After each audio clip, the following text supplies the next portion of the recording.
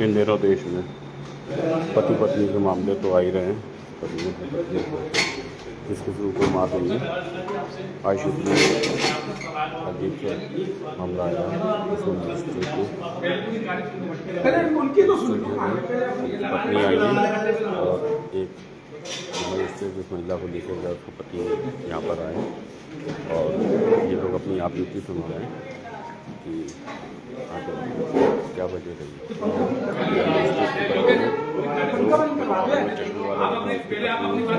साथ में लेके चला आपने केस को केस क्यों बुलाई?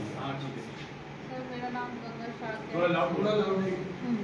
नाम गंगा साग है और मेरे पति का नाम दीपू शाक न्यायाधीश है। वो अभी देवरी में, सागर जिले में देवरी में है, न्यायाधीश पे पदस्थ है। सर हमारी ज़िंदगी खुशहाल ज़िंदगी से चल रही थी और मेरे साथ सर बहुत बड़ा छल धोखाधड़ी से मेरे हुआ है। मेरा तलाक धोखाधड़ी से हुआ है, मेरा तलाक हुआ है और वो भी धोखाधड़ी से हुआ है। मेरे पति ने सिविल जज के पदस्थ होते हुए उस पद का गलत उपयोग किया है सर। वो सिविल जज होने के नाते उन्होंने मेरे से तलाक लिया। मतलब जो चीज़ें वो थे मतलब उन्होंने मेरे को एक मनगढ़ंत कहानी सुनाई सर। उन्होंने बोला कि मैंने अफीम का बिजनेस किया, उसमें मेरे को 2 करोड़ का नुकसान हो चुका है। मैंने अफीम का बिजनेस मंदसौर में किया था और मेरे को जो माफिया लोग हैं ना वो मेरे पीछे पड़े हुए हैं, वो मुझे मार देंगे।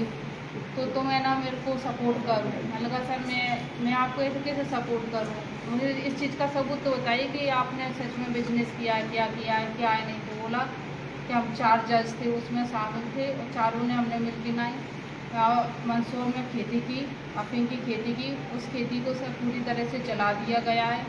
थोड़ी थोड़ी बड़ी हो गई थी, उसको पूरी तरह से जला दिया गया है। अब वो खेती का जो कर्जा है ना हमने जिस ज़मीन पे ली थी उसमें 2 करोड़ का नुकसान मेरे को हुआ है और जजों का हुआ है। वो लोग तो भर लेंगे अपना जो भी कर्जा, लेकिन मैं नहीं भर पाऊँगा और अपनी नौकरी से तो मैं कर नहीं पाऊँगा। मेरे पास बहुत कर्जा हो चुका है। अब मैं क्या करूँ इसमें मैं आपका कैसे सपोर्ट कर सकती हूँ। मैंने उनसे पूछा तो उन्होंने कहा तुम मुझे तलाक दे सकती हो। मैंने कहा तलाक से कैसे होगा कि सबसे पहले मैं तुम्हें सुरक्षित करना चाहता हूँ, तुम्हें बच्चों को सुरक्षित करना चाहता हूँ, क्योंकि मैंने जिन लोगों से पैसा लिया वो माफिया लोग हैं। माफिया लोग कभी भी मेरे को मार सकते हैं, कभी भी मेरे पे हमला कर सकते हैं या मेरा एनकाउंटर करवा सकते हैं या मेरा एक्सीडेंट करके ऐसे मेरे को कुछ भी कर देंगे।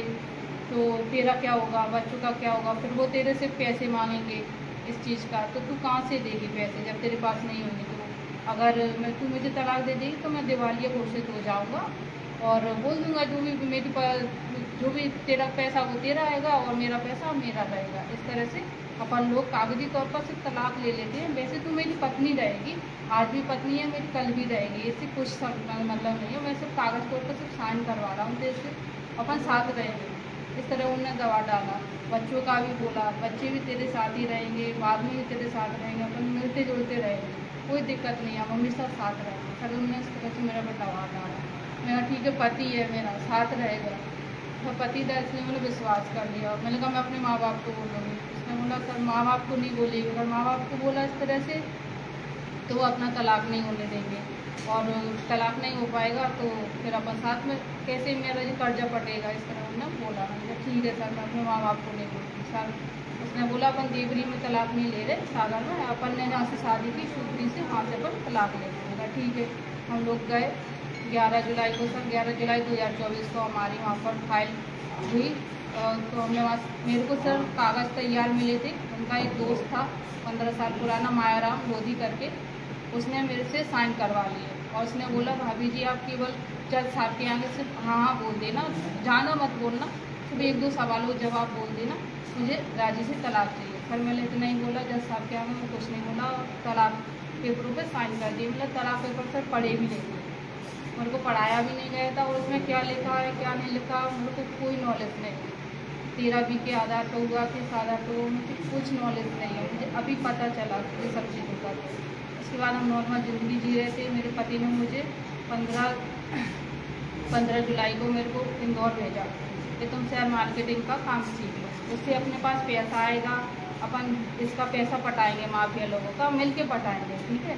और मेरे को कुछ रकम भी दी सर उन्होंने, कहा ठीक है, अब मैं सीख लेती हूँ सर। मैं उनकी बातों में आके मैं सीखती रही, करती रही, और हम मिलते थे, जुलते थे, हमारे भी पति पत्नी जैसा रिश्ता भी बनता था। मैं आती थी इंदौर से, देवरी आती थी, मेरे पति के साथ रहती थी, मेरे पति भी आते थे इंदौर। हम दोनों के बीच में कोई वैसा चीज़ नहीं थी, पति पत्नी जैसे रिश्ते रहते थे।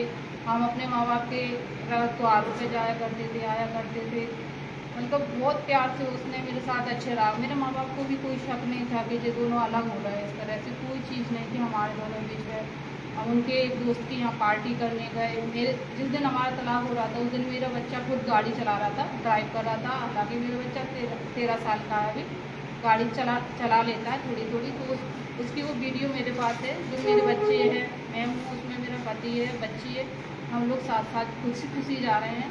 और मैं खुश थी सर, मेरे को किसी चीज़ का दुख ही नहीं था क्योंकि मेरा पति मेरे साथ था।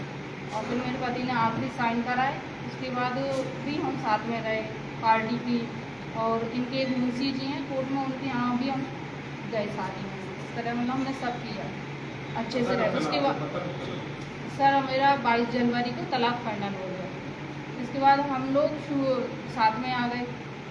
उसके बाद मेरे पति ने कुछ टाइम बाद बोला कि अपना तलाक हो गया है, तो मेरे साथ नहीं रह सकते। मैंने कहा ऐसे कैसे, कि नहीं अब आप साथ में नहीं रह सकते, आप आपके घर जाओ। मेरे को इस चीज़ का बहुत बुरा धक्का लगा, सदमा लगा, मैं मानसिक रूप से काफ़ी परेशान हो गई। मैं अपने माँ बाप को बताया, इस कोर्ट में मेरे माँ बाप ने भी कहा कि अपन कुछ रिएक्शन लेंगे, हाई कोर्ट में जाएंगे। इस तरह से हम लोगों में बातें चीतें चलती रहीं।